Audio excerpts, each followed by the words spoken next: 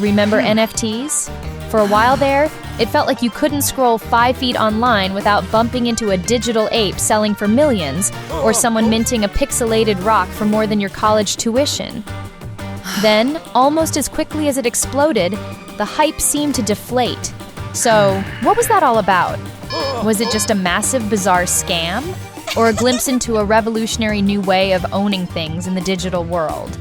You see, the true story of NFTs is far stranger and potentially far more significant than just million-dollar JPEGs. Most of what you think you know about NFTs, what they are, what they mean, and why anyone would pay for them, is probably wrong. Today, GenShift is cracking open this digital enigma. We're going on a wild ride through the rise and fall of the NFT bubble, cutting through the noise to reveal the surprising truth of what digital ownership really means. Get ready to have your mind blown about the internet's most misunderstood tech. Hit that subscribe button now to join us in decoding the technologies shaping our world.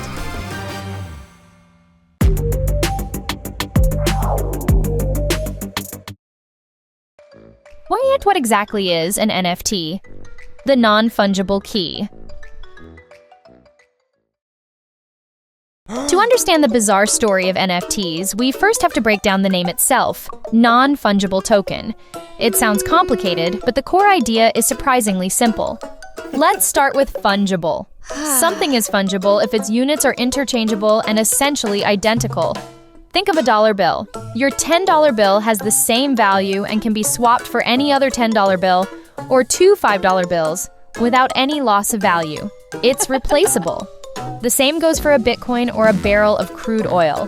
One is the same as the next. Non-fungible is the exact opposite. It means something is unique, one of a kind, and cannot be replaced with another identical item. There is only one original Mona Lisa painting. You can find millions of posters, postcards, and digital images of it, but none of them is the original. They are not interchangeable. A diamond is non-fungible because its specific cut, color, and clarity make it unique. This brings us to the token part. An NFT is a unique digital certificate, a one-of-a-kind piece of data that is stored and verified on a blockchain, which acts as a secure and transparent public ledger. This is the single most important concept to grasp, and it's where almost everyone gets it wrong. The NFT is not the digital art. It's not the JPEG, the GIF, or the MP3 file. The NFT is the proof of ownership of that file. The best analogy is real estate. Owning an NFT is like owning the deed to a house. That deed is a unique legal document that proves you own the property. Anyone can walk by and take a picture of your house, and they can share that picture with anyone they want. But having a picture of the house doesn't mean they own it. Only you hold the deed. In the same way, anyone can right-click and save a copy of a digital image associated with an NFT, but only one person can hold the actual NFT, the unforgeable, publicly verifiable record on the blockchain that says, "I am the owner of the original." This distinction is the source of the profound cognitive dissonance many people experience. Our brains struggle to reconcile the idea of paying millions for something that appears to be infinitely copyable for free. It feels absurd because we're confusing the easily copied picture with the unique, uncopyable deed. Understanding that you're not buying the image, but rather the provable title to it, is the key that unlocks the entire concept. 2. From CryptoPunks to Beeple, the rise and fall of the art bubble. The journey of NFTs from a niche experiment to a global phenomenon is a masterclass in market psychology. It began not with a bang, but with a quiet bit of code. In June 2017, a 2-person studio called Larva Labs launched a project called CryptoPunks. It was a collection of 10,000 unique 24 by 24 pixel art characters algorithmically generated on the Ethereum blockchain.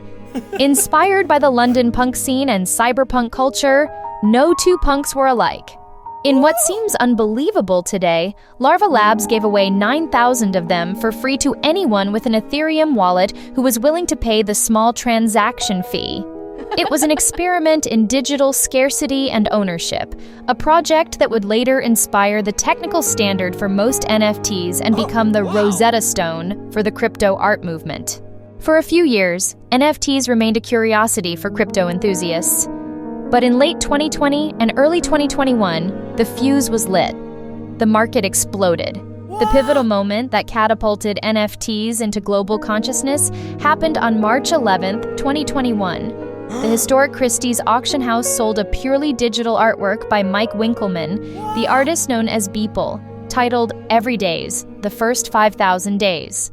The final price was a staggering $69.3 million, making Beeple one of the most expensive living artists overnight. The sale was a spectacle.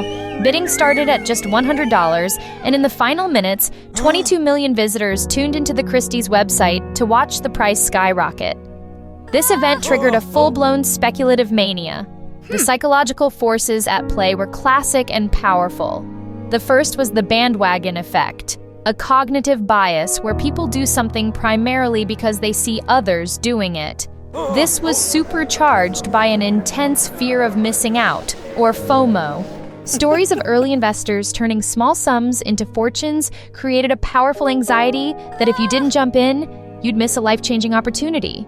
This fire was fanned by social proof, as celebrities like Jimmy Fallon, Eminem, and Steph Curry publicly bought into high-profile projects like the Bored Ape Yacht Club, signaling status and legitimacy to their millions of followers. It created a perfect storm, a feedback loop where media hype drove celebrity interest, which drove prices higher, which generated more media hype.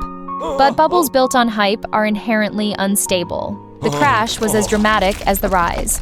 By September 2022, NFT transaction volume had collapsed by 97% from its peak. A 2023 study by Dap Gamble analyzed over 73,000 NFT collections and found that a shocking 95% of them had a market capitalization of zero, rendering them effectively worthless. Millions of people were left holding digital assets that had lost all speculative value. The great NFT art bubble had burst, leaving many to wonder if the entire concept was a failure. But the end of the speculative frenzy was the beginning of the real story. 3. Beyond the JPEGs, NFTs' real-world potential. So, if the market for million-dollar digital art was a speculative bubble, does that mean the entire technology is useless? Not even close. The real, lasting value of NFTs has nothing to do with art auctions or cartoon apes. The true story begins where the hype ends, in the world of practical, real-world utility. The underlying technology of a unique, verifiable digital token is a powerful tool for solving problems that have plagued us for decades. Consider event ticketing. The industry is rife with fraud, counterfeiting, and predatory scalping, where resellers buy up tickets and flip them for astronomical prices. NFT tickets can solve this. Because each ticket is a unique token on the blockchain, it's virtually impossible to counterfeit. More importantly, the ticket can be programmed with rules using a smart contract. An event organizer could automatically cap the resale price, ensuring fans aren't gouged. Or they could program the ticket to send a percentage of any resale profit directly back to the artist or venue, creating a fair secondary market for everyone. Bands like Kings of Leon have already pioneered this, releasing albums as NFTs with perks like lifetime front row seats, turning a simple ticket into a collectible, programmable asset. Next, look at the world of gaming, an industry where players spend billions on in-game items. Traditionally, you don't own that rare sword or custom skin you bought. It exists on the game developer's servers, and if the game shuts down or your account gets banned, your items are gone forever. NFTs enable true digital ownership. An in-game asset minted as an NFT lives on the blockchain, securely in your crypto wallet, independent of the game developer. This means you can freely sell it on an open marketplace, trade it with other players, and, in the future vision of an interconnected metaverse, potentially even use that same item across different compatible games. It fundamentally shifts power from the publisher to the player, transforming them from a simple user into a true owner in a digital economy. The potential extends even further. NFTs can serve as tamper-proof, instantly verifiable digital credentials. Instead of a paper certificate that can be lost or forged, a university could issue your diploma as an NFT. Institutions like MIT have already tested this concept. The same principle applies to professional licenses, medical records, or any other important document where authenticity and verifiable ownership are critical. And in global supply chains, NFTs are being used as digital passports for physical goods.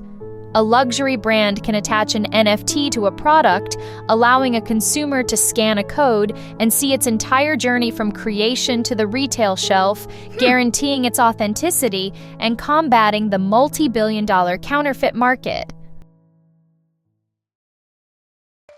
4. Minting, owning, and verifying the blockchain connection. To truly appreciate why NFTs can provide this utility, we need to look under the hood at the technology that makes it all possible. It comes down to 3 core ideas: minting, the blockchain, and verifiability. First, let's talk about minting. Minting is simply the process of creating an NFT. Imagine you have a digital file, an image, a song, a document. To mint it, you upload this file to a service that uses a special algorithm to generate a unique digital fingerprint for it, known as a cryptographic hash. This hash is a long, one-of-a-kind string of letters and numbers that represents your specific file. This unique hash, along with other information like the creator's name and a link to the file, is then packaged into a token and permanently recorded on the blockchain. At that moment, the NFT is born, a unique digital record forever linked to your original asset. And this record lives on the blockchain. The simplest way to think of a blockchain is as a shared, decentralized, and public book of records. It's like a global digital spreadsheet that is distributed across thousands of computers around the world. When a transaction occurs, like the minting or sale of an NFT, it is bundled with other recent transactions into a block. This block is then cryptographically chained to the previous block, creating a chronological and unbreakable chain of events. Because this ledger is decentralized and copied across so many computers, no single person or company can alter, delete, or fake a transaction. Once a block is added to the chain, it's there forever, visible to anyone. This immutability is what provides the trust and security. This brings us back to the crucial difference between owning the NFT and simply having a copy of the file. Because the blockchain is public, anyone can look up an NFT and verify its entire history: who created it, who has owned it, and who owns it now. This creates transparent and undeniable proof of provenance. So while countless people can download a copy of Beeple's $69 million artwork, only one person's digital wallet holds the unique token that the public blockchain verifies as the authentic, original record of ownership. They don't own every copy, but they own the one thing that cannot be copied: the certificate of authenticity itself. This system of minting unique tokens onto an immutable, verifiable public ledger is the technological foundation that, long after the art market hype has faded, gives NFTs their revolutionary potential. Conclusion. So what are NFTs? They are not just overpriced JPEGs. The speculative art bubble was a bizarre, fascinating, and often ridiculous chapter in their story, fueled by hype and human psychology. But it was just that, one chapter. At their core, NFTs are a powerful technological primitive, a new tool for proving ownership in an increasingly digital world. The true revolution isn't in creating artificial scarcity for digital art. It's in providing verifiable authenticity for everything from concert tickets and in-game assets to academic degrees and luxury goods. The bubble may have burst, but the underlying concept of a unique, transparent, and user-owned digital identity is just getting started. It's a technology that asks us to rethink what it means to own something, and its most important applications are likely still to be invented. What are your thoughts on the future of NFTs? Drop them in the comments below. And for more deep dives that decode the tech shaping our world, make sure you subscribe to GenShift and hit that notification bell.